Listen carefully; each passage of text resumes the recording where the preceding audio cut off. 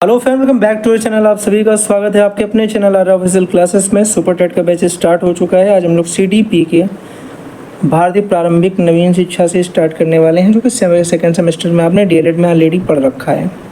चलिए बात करते हैं मैकाले के घोषणा पत्र की। इंपॉर्टेंट क्वेश्चन है, जितना पेपर में पूछा जाता है उतना ही बताऊँगा, फालतू का ज्ञान आपको बिल्कुल भी दिया नहीं जाएगा। ठीक है, ध्यान से समझिएगा, चीज़ें बहुत जल्दी होंगी।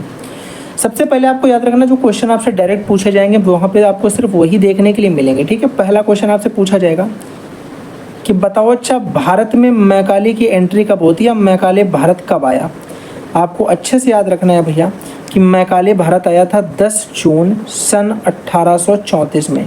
याद रखेंगे 10 जून सन 1834, ये डेटें याद रखेंगे जितनी मैं आपको बता रहा हूँ। मोस्ट इंपॉर्टेंट क्वेश्चन ऑनली करवाऊंगा। ठीक है, में भारत आया। पूछा जाएगा कि जब मैकाले भारत में आया था उस समय गवर्नर जनरल कौन था। इंपॉर्टेंट क्वेश्चन है, याद रखिएगा। आपको बोलना है कि गवर्नर जनरल उस समय पर भैया विलियम वेंटिक था। कौन था? विलियम वेंटिक था। आपसे पूछा जाए बताओ किस पद पे आया था, जब ये भारत में आया तो इसको किस पद के लिए बुलाया गया था। याद रखेंगे कि लॉर्ड मैकाले जो है वो गवर्नर जनरल की काउंसिल में एक कानूनी सलाहकार के रूप में भारत आया था। जितनी बातें बताऊंगा इंपॉर्टेंट है, याद रखिएगा, बार बार बोल रहा हूँ। ठीक है, आ गया जो कुछ प्रमुख भूमिका और रिपोर्ट की बात कर लेते हैं। याद रखिएगा समिति का अध्यक्ष था ये, इसे जन शिक्षा समिति का अध्यक्ष बनाया गया था। किसका? जन शिक्षा समिति का अध्यक्ष बनाया गया था, और ये कानूनी सलाहकार के रूप में गवर्नर जनरल की काउंसिल में आया था। याद रखेंगे रिपोर्ट इसने कब प्रस्तुत की, इंपॉर्टेंट डेट याद रखिएगा भैया, पूछा जाएगा तो याद रखिएगा कि 2 फरवरी सन 1835 में रिपोर्ट भैया क्या करता है, प्रस्तुत करता है। जबकि एक डेट कौन सी थी, 10 जून 1834 में ये भारत में एंट्री लेता है, मतलब आता है। दोनों डेटें आपको याद रखनी है।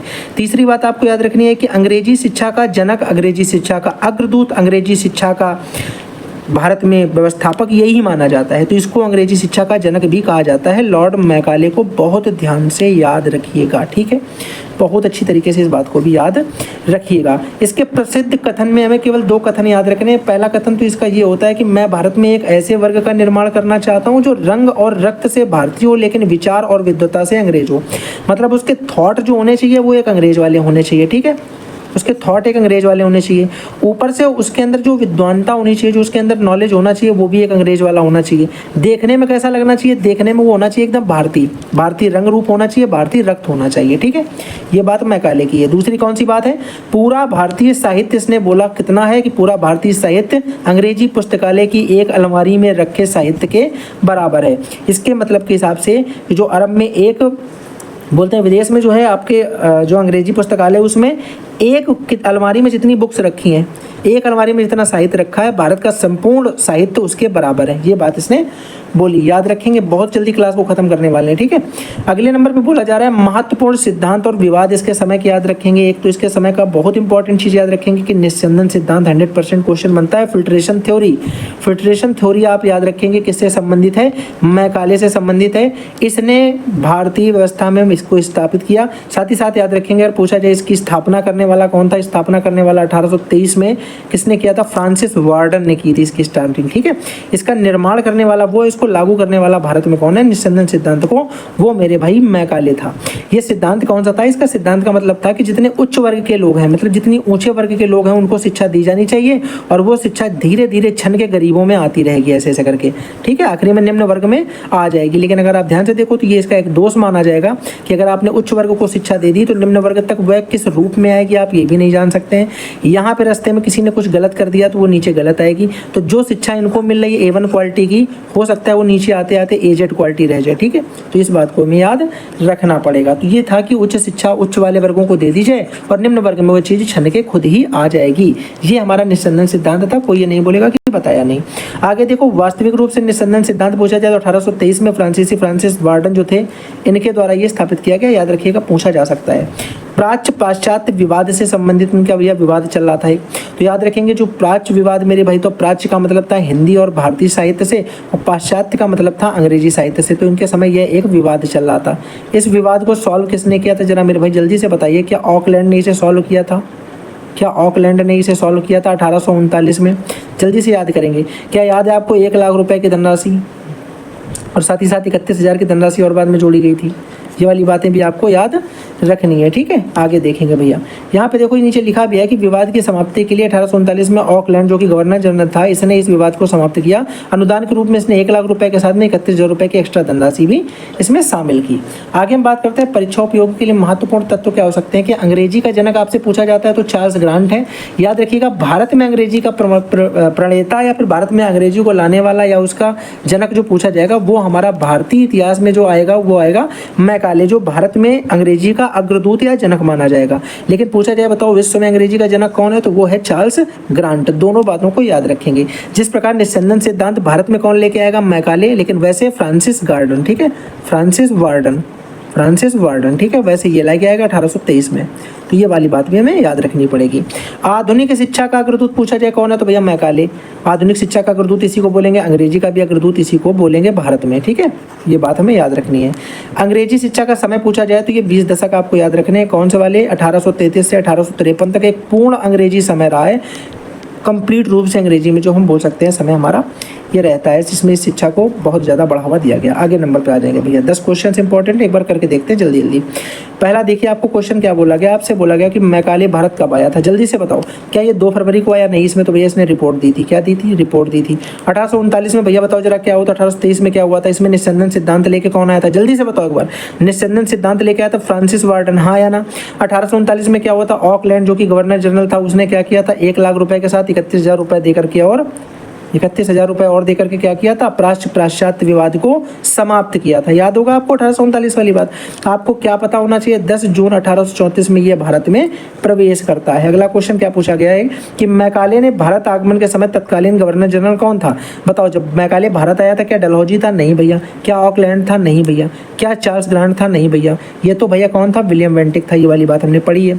क्या आपको याद है कि चार्ल्स ग्रांट कौन था, जल्दी से बताओ। क्या आपको याद है कि चार्ल्स ग्रांट कौन था, जल्दी से बताओगे कमेंट बॉक्स में। आगे आ जाओ, 3 से 4 क्वेश्चन नंबर में देखते हैं भैया क्या दिया है। पहला दिया गया कि लॉर्ड मैकाले किस पद पर भारत आया था, कौन सी पोस्ट इसको मिली थी, बोलोगे कानूनी सलाहकार के रूप में आया था गवर्नर जनरल की काउंसिल में। गवर्नर जनरल की काउंसिल में भैया किस रूप में आया था, ये हमारे गवर्नर जनरल की काउंसिल में कानूनी सलाहकार के रूप में भारत आया था, ठीक है। इसे जन शिक्षा समिति का अध्यक्ष बनाया गया। आगे हटाते उसको। मैकाले ने अपनी शिक्षा संबंधी रिपोर्ट घोषणा कब प्रस्तुत किया, यानी रिपोर्ट इसने कब दी थी, 2 फरवरी 1835 में दी थी, 2 फरवरी 1835, ठीक है। वास्तविक रूप से निस्संदन सिद्धांत 1823 में किसने दिया था, भैया बोलोगे ये तो फ्रांसिस वार्डन ने दिया था। और अगर आपसे पूछा जाए भारत में निस्संदन सिद्धांत कौन लेके आया, तो भारत में मेरे भाई मैकाले लेके आया था। दोनों बातों को याद रखेंगे। प्राच्य पाश्चात्य विवाद को 1839 को किस गवर्नर जनरल ने समाप्त किया था, तो भैया ऑकलैंड ने इसको समाप्त किया था। कैसे किया था, 1 लाख रुपए की धनराशि थी और इस 1 लाख रुपए की धनराशि के साथ में 31,000 की एक्स्ट्रा धनराशि लगा दी थी, ठीक है। ये बात को भी हमें याद रखना पड़ेगा। आगे आ जाइए, जल्दी से देखते हैं भैया क्वेश्चन अगले। पूछा जा रहा है कि पूरा भारतीय साहित्य अंग्रेजी पुस्तकालय में एक अलमारी में रखे साहित्य के बराबर है। यह कथन किसका है, यह कथन तो लॉर्ड मैकाले का है, ये बात हमको याद है।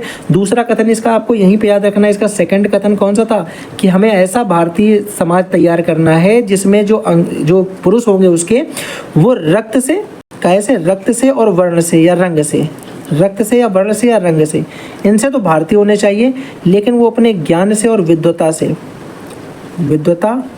से क्या होना चाहिए, अंग्रेजी मूल का होना चाहिए, ठीक है। ठीक। आगे बात करते हैं। आगे बोल रहा है कि भारत में आधुनिक शिक्षा का अग्रदूत किसे माना जाता है, आधुनिक शिक्षा या अंग्रेजी का अग्रदूत पूछा जाता है भारत में, तो मेरे भाई वो हमारा मैकाले ही माना जाता है। अंतिम 2 क्वेश्चन बचे हैं, जल्दी से आप लोग बताएंगे। पहला, प्राच्य पाश्चात्य विवाद में प्राच्य का अर्थ क्या है, बताओ जल्दी। प्राच्य का अर्थ होता है हमारा हिंदी और भारतीय साहित्य से, और याद रखिएगा पाश्चात्य का अर्थ होता है अंग्रेजी साहित्य से। पाश्चात्य का अर्थ होता है अंग्रेजी साहित्य से। अगला क्वेश्चन है, भारतीय शिक्षा का समय काल मुख्यतः क्या माना जाता है, अंग्रेजी शिक्षा का समय काल भारत में, तो भैया आपको याद होगा 33 से लेकर के 53 तक का ये जो 20 दशक का समय है, इसको हम लोग क्या बोलते हैं, ये हमारा जो 20 दशक का समय है इसी को हम लोग बोलते हैं 20 सालों का समय, 20 वर्षों का, 2 दशक का समय, 20 दशक नहीं 2 दशक का, ठीक है। ये हमारा जो 2 दशक का समय है यानी 20 वर्षों का जो टाइम है उसे हम लोग क्या बोलते हैं भाई, उसे हम लोग बोलते हैं अंग्रेजी शिक्षा का समय। चलिए आगे बढ़ते हैं भाई। इसी के साथ ऑल द बेस्ट आप सभी को। आर्या ऑफिशियल क्लासेस अगर आपने अभी तक सब्सक्राइब नहीं कर रखा है तो सब्सक्राइब कर लीजिएगा, ये चैनल हमारा है। और बहुत ध्यान से याद रखिएगा कि इसमें आपको बेस्ट कंटेंट ही मिलता है, कोई फालतू चीज़ नहीं होती है। 10 से 12 मिनट में क्लास खत्म हो जाती है, बस इससे ज़्यादा नहीं चलने वाली। एक टॉपिक जितनी देर का है उतना ही चलेगा। चैनल को सब्सक्राइब कर लेना, hit the bell icon for new update. Thanks for watching. और अगर नए हो तो चैनल को अपने दोस्तों के साथ में भी शेयर कर दो। इसी तरीके के इसमें क्लासेस आती रहेंगी और आपको मज़ा भी आता रहेगा। नोट्स बनाते रहिए। अगर आप चाहेंगे तो आपको ये हमारी PPTs भी मिल जाएंगी। चलिए बाय बाय।